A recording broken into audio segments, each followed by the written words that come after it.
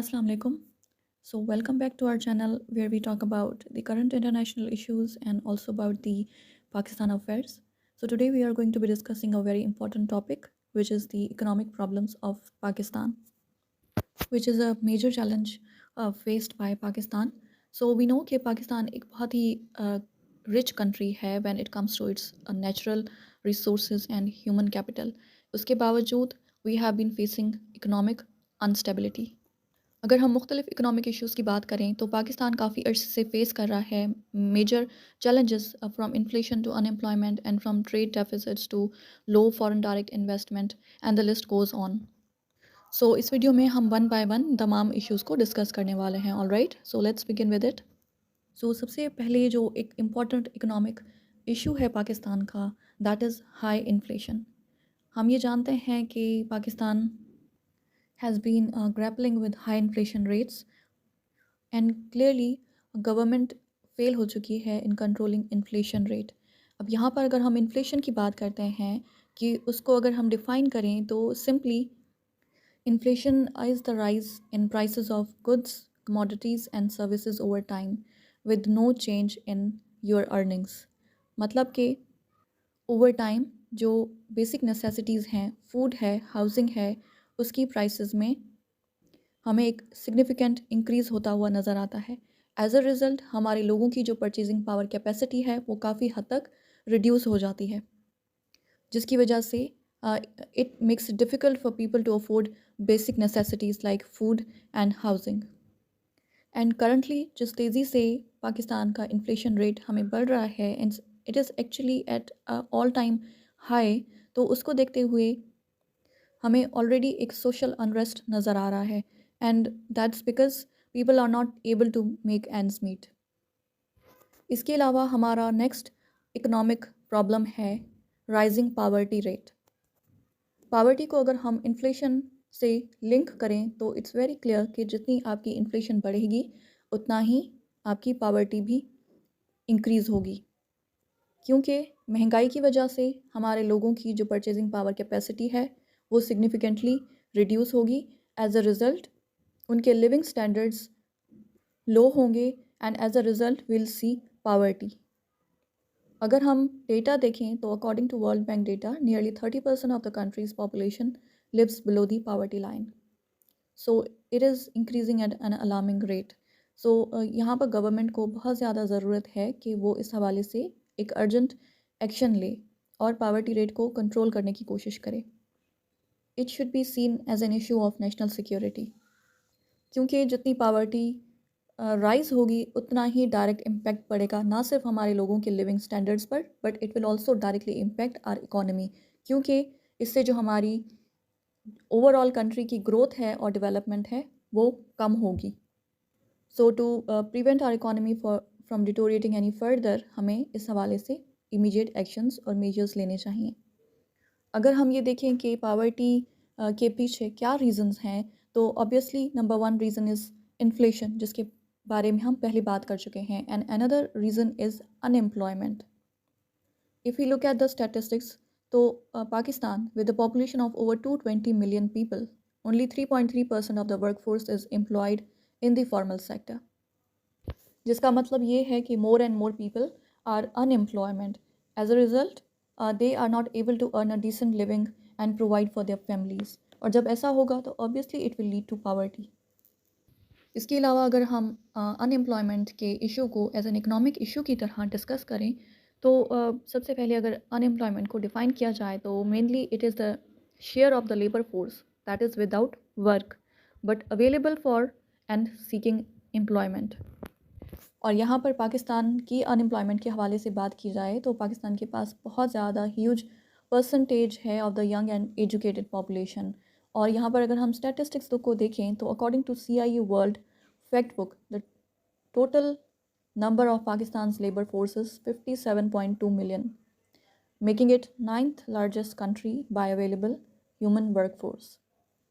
यानी कि अगर हम वर्क फोर्स के हवाले से पाकिस्तान को देखें तो it is the ninth largest country with the available human work force, but most of them are unemployed क्योंकि we have lack of opportunities. इसके अलावा हमारी लेबर फोर्स की प्रोडक्टिविटी लो है क्योंकि उनके पास नेसेसरी स्किल्स नहीं हैं। यहाँ पर मज़ीद डेटा को देखा जाए तो around 2.5 million people enter the local job market annually while the majority lack necessary skills to meet the demands of the local industries. सो हमारे लोगों के पास नेसेसरी स्किल्स ही नहीं हैं कि वो लोकल इंडस्ट्रीज़ की डिमांड्स को मीट कर पाएँ, जिसकी वजह से अनएम्प्लॉयमेंट मज़ीद बढ़ती है, which leads to low economic growth and then it leads to higher levels of unemployment. So actually it gives rise to a vicious cycle. और इस इशू को एड्रेस करने के लिए ये बहुत ज़्यादा ज़रूरी है कि हमारे पास ज़्यादा से ज़्यादा टेक्निकल कॉलेजेस और वोकेशनल ट्रेनिंग सेंटर्स बनाए जाएं ताकि हमारे लोगों के स्किल डेवलपमेंट पे काम किया जाए, ताकि उनकी प्रोडक्टिविटी इन्हांस हो और वो जो लोकल इंडस्ट्रीज़ हैं उनकी डिमांड्स को मीट कर पाएँ. एज अ रिज़ल्ट ज़्यादा से ज़्यादा हमारे लोगों को एम्प्लॉयमेंट मिलेगी and they will be able to earn a decent living for their family and for themselves. और इसका डायरेक्ट इम्पैक्ट हमारी इकॉनमी पे इस तरह पड़ेगा कि हमारा जो इकोनॉमिक ग्रोथ है वो इंक्रीज़ होगी and as a result our economy will improve with time. अब हम अपने नेक्स्ट इकोनॉमिक इशू के बारे में बात करते हैं विच इज़ ट्रेड डेफिसिट. सो सबसे पहले हम ट्रेड डेफिसिट को एक्सप्लेन कर लेते हैं. Trade deficit refers to the difference between the value of goods imported and the value of goods exported. इसका सिंपल अल्फाज में ये मतलब है कि हम Pakistani spend more on our imports and earn very less from our exports. वो इसलिए क्योंकि हम import बहुत ज़्यादा करते हैं और export बहुत कम करते हैं. And this gives rise to a huge trade deficit. And this trade deficit gives rise to fiscal deficit, which means कि हम खर्चा बहुत ज़्यादा करते हैं और earning बहुत कम करते हैं. तो we have seen कि हम consistently बहुत ज़्यादा ख़र्चा कर रहे हैं अपने इंपोर्ट्स पर और कंपैरेटिवली हमारे एक्सपोर्ट्स जो हैं काफ़ी हद तक रिड्यूस होते जा रहे हैं, which has resulted in a negative balance of trade. और इसका ऑब्वियसली स्ट्रेन पड़ेगा पाकिस्तान के फॉरेन रिजर्व्स पर, जैसा कि हम करंटली ये विटनेस कर रहे हैं कि किसी तरह तेज़ी से हमारे फॉरेन रिजर्व्स डिक्रीज़ होते जा रहे हैं. And obviously we can see how this has made it difficult for the country to pay for its even essential imports. Next हमारा issue है low foreign direct investment in Pakistan.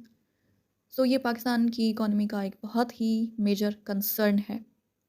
अगर हम इस issue को रिजॉल्व कर लेते हैं तो will be able to solve a lot of the economic problems of our country.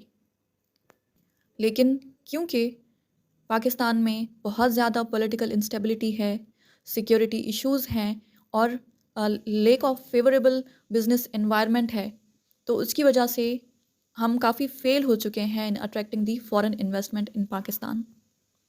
And this is the reason कि हम ग्लोबल मार्केट में इकोनॉमिकली कॉम्पिटिटिव नहीं हैं, especially against our neighbours like China and India. और अगर हम global market में ही economically competitive नहीं होंगे तो obviously this will hinder our economic growth. So this is one major issue faced by Pakistan right now. और इसको एड्रेस करने के लिए बहुत ज़्यादा ज़रूरी है कि हम फेवरेबल बिजनेस एनवायरनमेंट बनाएं, ब्यूरोक्रेटिक हर्डल्स को रिमूव करें, पॉलिटिकल स्टेबिलिटी लाने की कोशिश करें और जो सिक्योरिटी कंसर्न्स हैं इन्वेस्टर्स के उनको एड्रेस करें और उन लोगों को सिक्योर इन्वायरमेंट प्रोवाइड करें. जब तक हम इन तमाम मामलात के हवाले से कोई एक्शन नहीं लेंगे तब तक will not be able to attract the foreign direct investment. जैसा कि हम देख सकते हैं कि ईज़ ऑफ डूइंग बिजनेस पर पाकिस्तान की जो रैंकिंग है that is Pakistan was ranked 108th out of the 190 countries. So ये हमारी रैंकिंग है ऑफ 2021. लेकिन अब उसके बाद काफ़ी हमारे कंट्री में चेंजेस आ चुके हैं. पॉलिटिकल इंस्टेबिलिटी और टेररिज्म के जो कंसर्न्स हैं काफ़ी हद तक कंपाउंड हो चुके हैं. तो अब जो रिसेंट सिचुएशन है वो बहुत ख़राब है. यही रीज़न है कि हमारी जो फॉरेन डायरेक्ट इन्वेस्टमेंट है वो नेग्लिजिबल है. And obviously this has significantly hindered our economic growth and prosperity. इसके अलावा हमारा नेक्स्ट मेजर इकोनॉमिक इशू है डेट क्राइसिस। हम जानते हैं कि this is one of the most pressing economic issues of Pakistan which is the debt crisis. वो इसलिए क्योंकि कंसिस्टेंटली हम एक राइज देख रहे हैं in our debts over the past few years, और अब सिचुएशन इज़ क्वाइट अलार्मिंग। वो इसलिए क्योंकि the debt has risen over 100 billion US dollars which is huge. और बढ़ते हुए डेट का मकसद ये है कि हर साल हमें ज़्यादा से ज़्यादा अपने बजट का हिस्सा एलोकेट करना पड़ेगा फॉर द डेट रीपेमेंट्स। और इसका डायरेक्ट इम्पैक्ट हमारी इकॉनमी पे ये पड़ेगा कि we'll be able to spend less on the social and economic development of our country. इसका इम्पैक्ट हम इस तरह से भी महसूस कर सकते हैं कि हर साल जो हमारा बजट एलोकेट किया जाता है फॉर पब्लिक सेक्टर डेवलपमेंट, उसको बाद में ख़त्म करके एलोकेट किया जाता है फॉर अदर पर्पसेस। और इसका मेजर जो कॉज है that is our rising debt which obviously has far reaching consequences for our people and our economy. बढ़ते हुए डेट की वजह से हमारी गवर्नमेंट हमारे लोगों की एजुकेशन पे, हेल्थ केयर पे और उनकी इसेंशियल सर्विसेज पे और नीड्स पे स्पेंड करना बंद कर देती है। इसके लिए डेवलपमेंट के लिए बजट एलोकेशन को ख़त्म कर दिया जाता है for the purpose of debt repayments. So यहाँ पर सवाल ये पैदा होता है कि what is even causing this debt crisis. So वैसे तो इस डेट क्राइसिस के बहुत सारे कॉजेज़ हैं, लेकिन हमारे इकोनॉमिस्ट का कहना है कि one of the main reasons is the mismanagement of our finances. वो इसलिए क्योंकि we always have a high physical deficit which means के we are spending more and we are earning very less, जिसके नतीजे में we have to see the physical deficit. तो उस physical deficit को पूरा करने के लिए we have to go for high level of borrowing. तो जब हम बोरोइंग करते हैं from the domestic lenders and the international organisations, तो this gives rise to a growing debt burden. क्योंकि we have been consistently borrowing, तो this has led to an alarming level of debt crisis.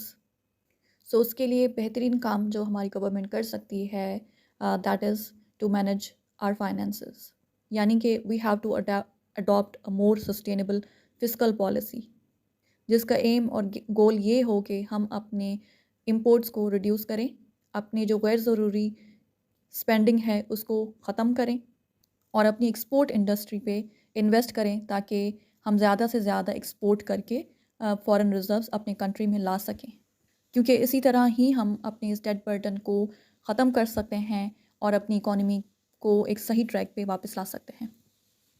इसके अलावा अगर हम next economic issue की बात करें तो दैट इज़ इनएडिक्वेट इंफ्रास्ट्रक्चर डेवलपमेंट।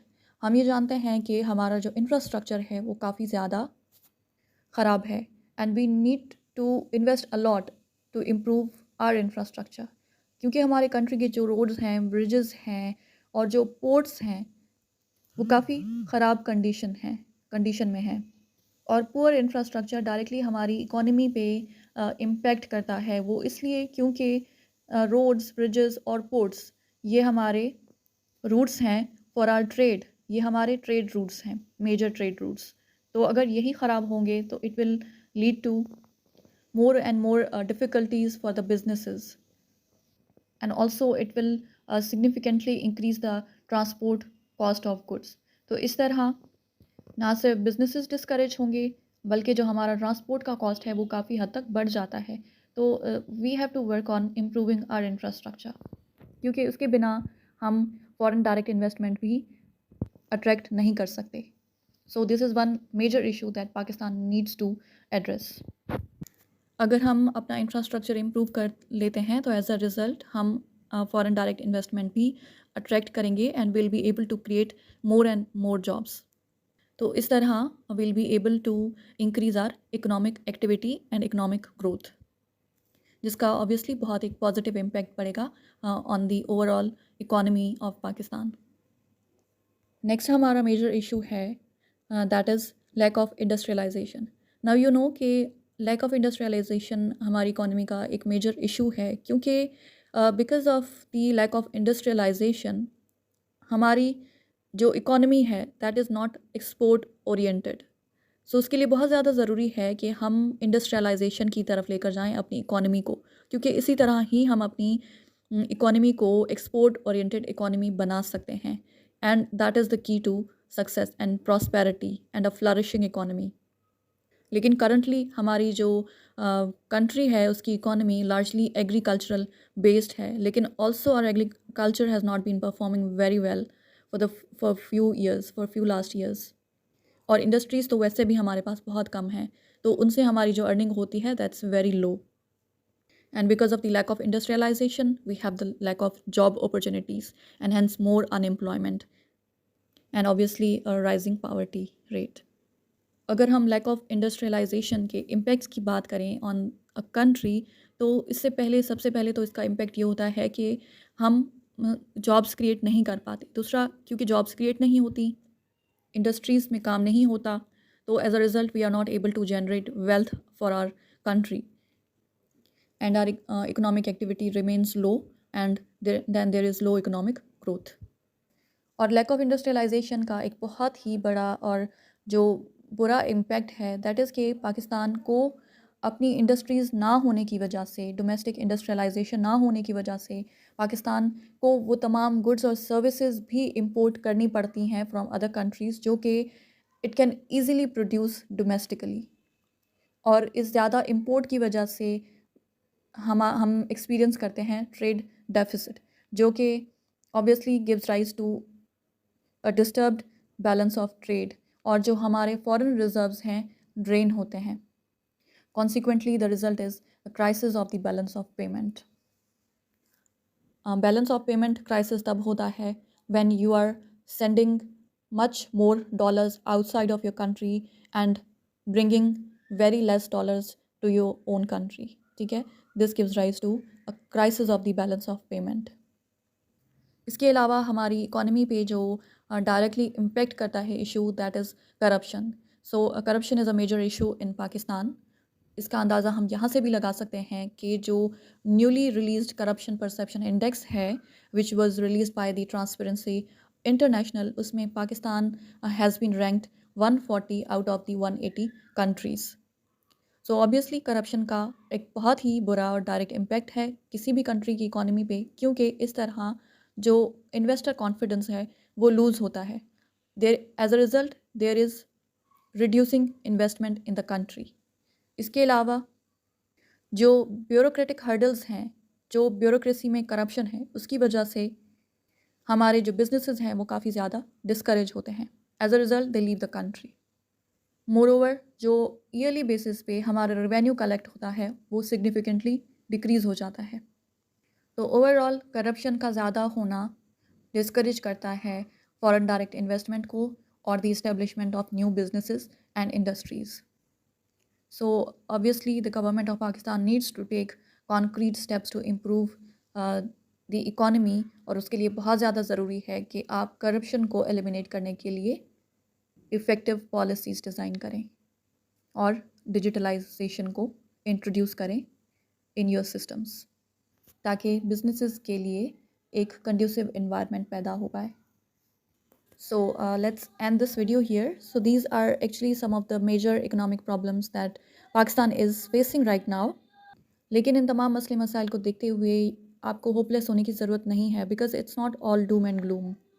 क्योंकि हमारे कंट्री में और हमारे लोगों में ये पोटेंशियल मौजूद है कि वो इन तमाम प्रॉब्लम्स को ओवरकम कर पाएँ और इकोनॉमी को एक राइट ट्रैक पर लेकर आ सकें।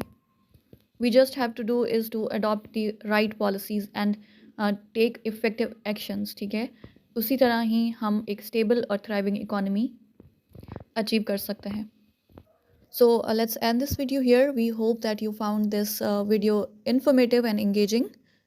So now please let us know in the comments what you think the government, citizens and the private sector can do to address all these economic problems of our country. And please don't forget to like and subscribe to our channel for more content like this. Thank you so much. Take care. Bye-bye.